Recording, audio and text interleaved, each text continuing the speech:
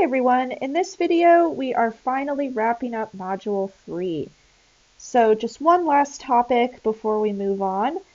We're going to talk about something called electronegativity and polarity. So this is another periodic trend. So if you want to make a flashcard for this as well, definitely do so. So what does electronegativity mean? Well, electronegativity of an atom is its ability to attract the shared electrons in a chemical bond. So previously we said that electrons are equally shared between atoms, but this isn't always the case. So basically electronegativity tells us which atoms like electrons more than other atoms. So on a periodic table, electronegativity increases going from left to right, and it decreases going down a column. So that means that nonmetals love electrons. So this upper right-hand corner here, they love electrons. And that makes sense, right? Previously we said nonmetals typically gain electrons when they become ions. So that must mean that they love electrons. So their electronegativity is really high. And then electronegativity is low for the metals because they tend to lose electrons, right? So metals, they kind of like electrons, but not as much as nonmetals. Nonmetals really love electrons. So fluorine has the highest electronegativity value. So that can help to remember the trend. So fluorine's in that upper right-hand corner.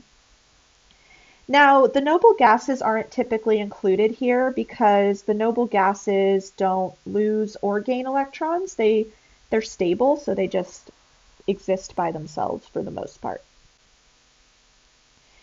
So a long time ago, chemists came up with a scale for electronegativity. And it's kind of an arbitrary scale. It goes from 0 to 4. So 4 is the highest electronegativity value. So that's given to fluorine, which is the most electronegative atom on the periodic table.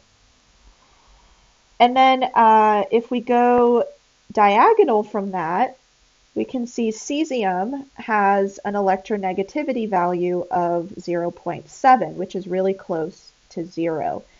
So you can see that electronegativity increases going up towards fluorine. Now, the reason that chemists assigned these values to each of the atoms was so we could try to determine how much more does an atom love electrons compared to another atom. All right, so hydrogen, you'll notice, is kind of doing its own thing up here. It has an electronegativity value of 2.1. So it fits more so in between boron and carbon, but it's typically included in group 1, right? So hydrogen's just kind of off on its own. So we are going to use these values, but you don't have to memorize them. I'll include them on quizzes and exams, so I'll probably just include this chart because I definitely don't have these memorized, so I don't expect anyone else to either. All right, so let's talk about polarity. So again, we can use those electronegativity values to determine if there's a difference between electronegativity in a covalent bond. So for example, hydrogen. We talked about the hydrogen molecule last time.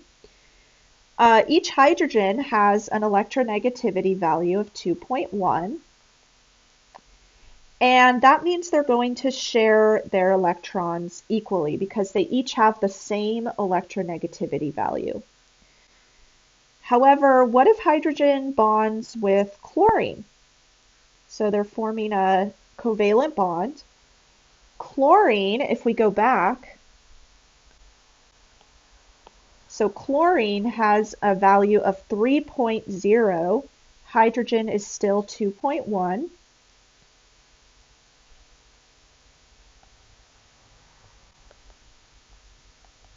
So that means that chlorine likes electrons a lot more than hydrogen does.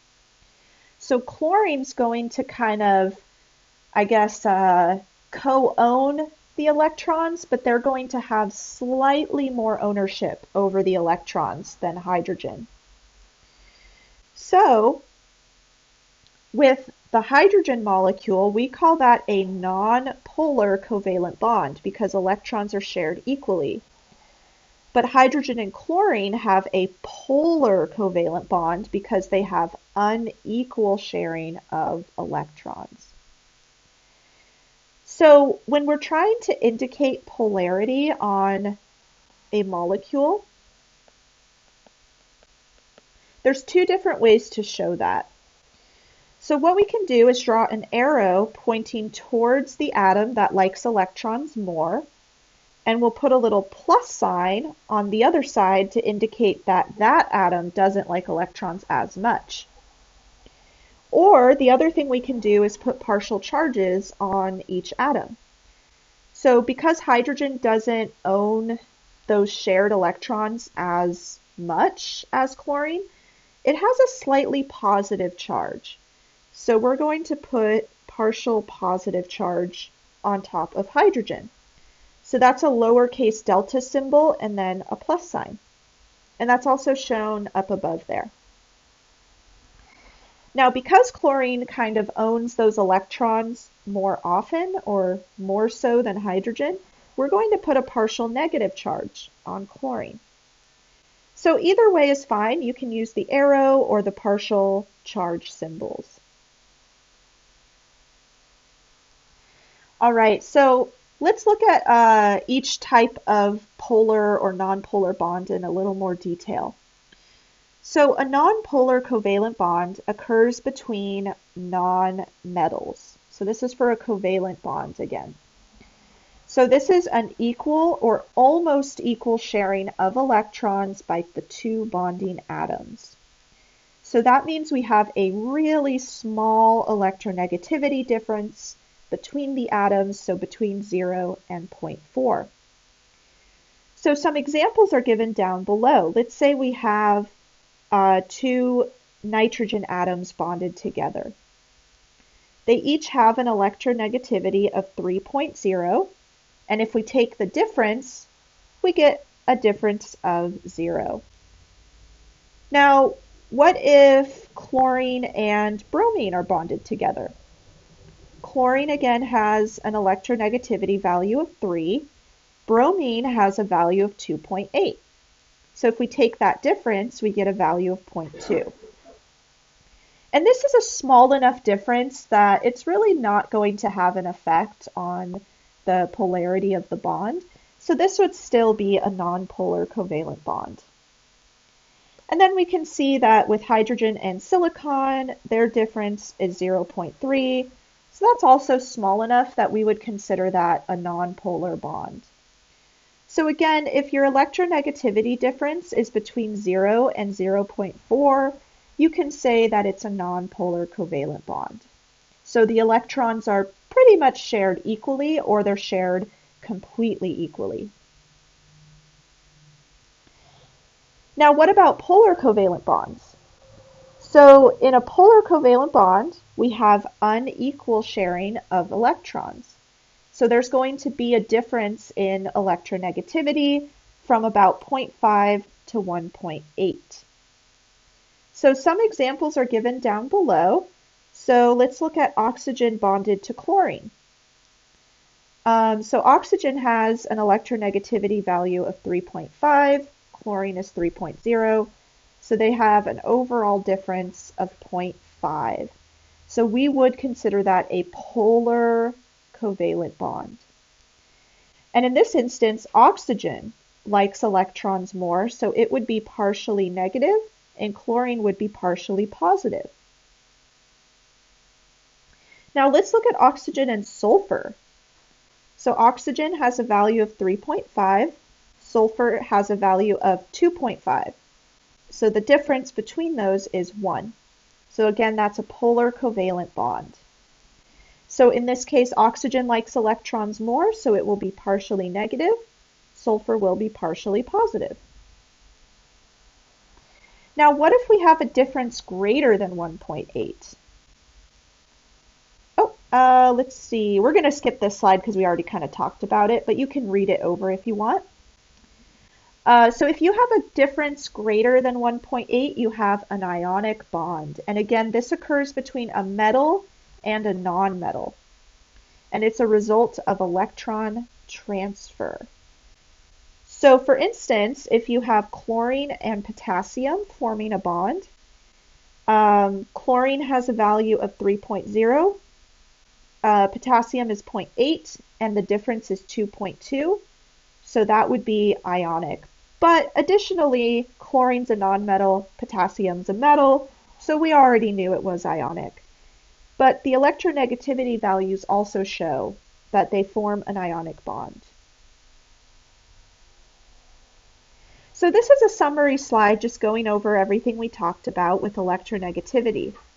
So if the electronegativity is between 0 and 0.4, the bond is nonpolar covalent. If it's between 0.5 and 1.8, the bond is polar covalent. And if the difference is greater than 1.8, the bond is ionic and the electrons are transferred. Now, of course, in chemistry, there's always exceptions. So sometimes we have bonds that are maybe a little covalent and a little ionic. So for instance, if you have a difference between 1.8 and 2.0, it could be either covalent or ionic. It just depends on the elements involved. So if you have a metal and a nonmetal, it's ionic. If you have two nonmetals, it's covalent. So if you're ever in doubt, you can always go back to the basics. You know, if you have a metal and a nonmetal, it's ionic, for instance. And then this table in your textbook is a really good representation of what's going on with the electrons in these bonds. So in a nonpolar covalent bond, you can see that in this electron density map, so this is just showing where electrons exist. The electrons are split pretty evenly there. They're just kind of surrounding both atoms. But in a polar covalent bond, electrons are definitely more so hanging out on one atom, and they're not really hanging out on the other atom. And then in an ionic bond, we have complete transfer of an electron from one atom to another. Okay, and then we're going to skip this slide. This is just another table you can look at. So let's do a practice problem. Let's use the electronegativity difference to identify the type of bond that exists between two atoms. So we'll either have a nonpolar covalent bond, a polar covalent bond, or an ionic bond. And I have the electronegativity chart there with the different values. So if you want to try this on your own first, feel free, and then when you come back, we'll go over it together. All right, so let's start with Kn, so potassium and nitrogen. All right, so potassium has a value of 0.8, nitrogen has a value of 3. All right, so we're going to take the absolute difference. So if you get a negative number, just make it positive. We're just looking at the absolute difference here. So 3 minus 0.8, what does that give us? 2.2. So is that nonpolar covalent, polar covalent, or ionic? It's definitely ionic, right? Because potassium is a metal, nitrogen is a nonmetal, and the electronegativity difference is greater than 1.8.